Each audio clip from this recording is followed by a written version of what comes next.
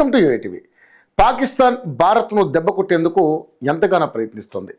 ఇస్లాం నాటోను కూడా భారత్పై దాడి చేసేందుకు ఉపయోగించుకోవాలని చూస్తోంది.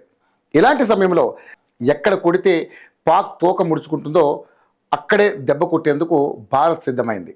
అయితే పాక్కు సింధు జలాలు ఎంత ఇంపార్టెంటో ప్రత్యేకంగా చెప్పాల్సిన పని లేదు. పాకిస్తాన్లో వ్యవసాయం మొత్తం సింధు జలాలపైనే ఆధారపడి ఉంది. అంతేకాదు చేపల పెంపకం కూడా సింధు జలాలతోనే చేస్తుంది. ఆ నీటిని ఉత్తరాది రాష్ట్రాలకు మళ్లించాలని చూస్తోంది మోడీ సర్కార్. పెహల్గాం ఉగ్రదాడికి ప్రతీకారంగా పాకిస్తాన్తో సింధు జలాల ఒప్పందాన్ని భారత్ తాత్కాలికంగా రద్దు చేసిన నేపథ్యంలో ఇది వ్యూహాత్మక చర్యగా పరిగణించాలి. సింధు నదిపై భారీ ప్రాజెక్టు నిర్మాణం చేపట్టి 2029 ఎన్నికలకు ముందే సిద్ధం చేసే దిశగా అడుగులు వేస్తోంది. ఈ నెల సీనియర్ మంత్రులు నిర్వహించినటువంటి రివ్యూ మీటింగులో వెల్లడించిన వివరాల ప్రకారం సింధు నది వ్యవహారంలో భాగమైన సింధు దాని ఉపనది బియాను కలుపుతూ 14 కిలోమీటర్ల పొడవైన సొరంగం నిర్మించేందుకు ఇప్పటికే డిపిఆర్ సిద్ధమవుతోందని చెప్పినట్లుగా అధికార వర్గాలు పేర్కొన్నాయి. ఈ ప్రాజెక్టు సమగ్ర నివేదిక తయారీ బాధ్యతలను ప్రముఖ నిర్మాణ రంగ సంస్థ లార్సెస్ అండ్ టూబ్రోకి అప్పగించారు. వచ్చే ఏడాదికి ఇది సిద్ధం అవుతుందని భావిస్తున్నారు. మొత్తం 113 కిలోమీటర్ల పొడవైన కాల్వ ద్వారా సింధు నది జలాలను ఉత్తరాది రాష్ట్రాలకు మళ్లించే అంశాన్ని కూడా సమీక్షించినట్లుగా తెలుస్తోంది.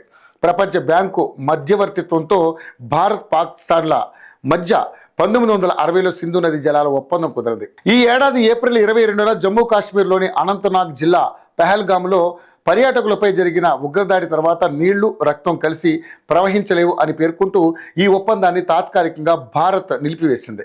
అప్పటి నుంచి సింధు నది జలాల వాటాను పూర్తిగా వినియోగించుకునేందుకు ప్రభుత్వం ప్రణాళికలు రచిస్తోంది. ఇవి కార్యరూపం దాల్చేలా ఇంటర్ బేసిన్ సింధు జలాల బదిలీ పథకం కింద ఒక ప్రతిష్టాత్మక ప్రాజెక్టుకు రూపకల్పన చేశారు. ఈ ప్రాజెక్టును ప్రభుత్వ అత్యున్నత స్థాయిలో పర్యవేక్షిస్తున్నారు. ఈ ప్రాజెక్టులో అత్యంత సవాలుగా నిలిచేది 14 కిలోమీటర్ల సొరంగ నిర్మాణం అని అధికార వర్గాలు చెబుతున్నాయి. అలాంటి సొరంగానికి పర్వతరాళ్లపై సవివరంగా అధ్యయనం అవసరం ఉంటుంది. రాళ్లు బలహీనంగా ఉన్న ప్రాంతాల్లో సొరంగాన్ని పైపుల ద్వారా వేయాల్సి ఉంటుంది. దీనిపై ప్రభుత్వానికి డిపిఆర్ నివేదిక అందిన తర్వాతే నిర్మాణ పనులు ప్రారంభమవుతాయి. తర్వాత సురక్షితంగా సొరంగం తవ్వకానికి బోరింగ్ మిషన్లు, రాక్ షీల్డ్ టెక్నాలజీని ఉపయోగించాలని ప్రతిపాదించారు. ఇక జమ్మూ కాశ్మీర్ కథువా జిల్లాలోని ఉజా బహుళార్థ సాధక ప్రాజెక్టుకు ఈ సొరంగాన్ని అనుసంధానం చేసి రావి ఉపనది ఉజా నది నుంచి నీటిని బియాస్ బేసిన్లోకి తరలిస్తారు. ఈ సొరంగంతో రావి బియాస్ సుట్లెజ్ వ్యవస్థ సింధు బేసిన్తో అనుసంధానం అవుతుంది. దీని ద్వారా సింధు నది జిల్లాలో భారత్ తన వాటాను గరిష్టంగా వినియోగించుకునేందుకు అవకాశం లభిస్తుంది. అధికార వర్గాలు అంచనాల ప్రకారం ఈ ప్రాజెక్టు నిర్మాణానికి 3 నుంచి 4 ఏళ్లు పడుతుందని, 2028 నాటికి సిద్ధం కావచ్చని అంటున్నారు. దీనికి 4,000 నుంచి 5,000 కోట్ల వరకు వ్యయం అవుతుందని అంచనా వేస్తున్నారు. అయితే స్వరంగం నిర్మాణం ప్రత్యేకంగా చేపట్టినట్లుగా శుక్రవారం నాటి రివ్యూ మీటింగ్లో సమాచారం ఇచ్చారు. ఇక రాజస్థాన్ ఎడారి ప్రాంతాల్లో సాగును పెంచేలా ఇందిరాగాంధీ కెనాల్కు నీటిని మళ్లించడమే ఈ ప్రాజెక్టు ప్రధాన లక్ష్యం.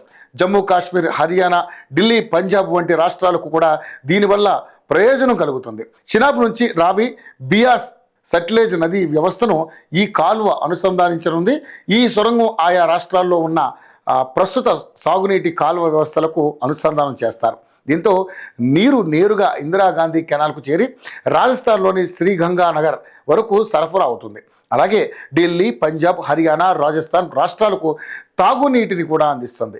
ఈ ప్రాజెక్ట్ ద్వారా భారత్ వాటాలోని మిగులు జలాలు పాకిస్తాన్కు వెళ్లకుండా నిలిపివేయడం, తద్వారా దేశ నీటి భద్రతను బలోపేతం చేస్తుంది. నీరు రక్తం కలిసి ప్రవహించలేవనే ప్రభుత్వ సంకల్పాన్ని పునరుద్ఘాటిస్తుంది.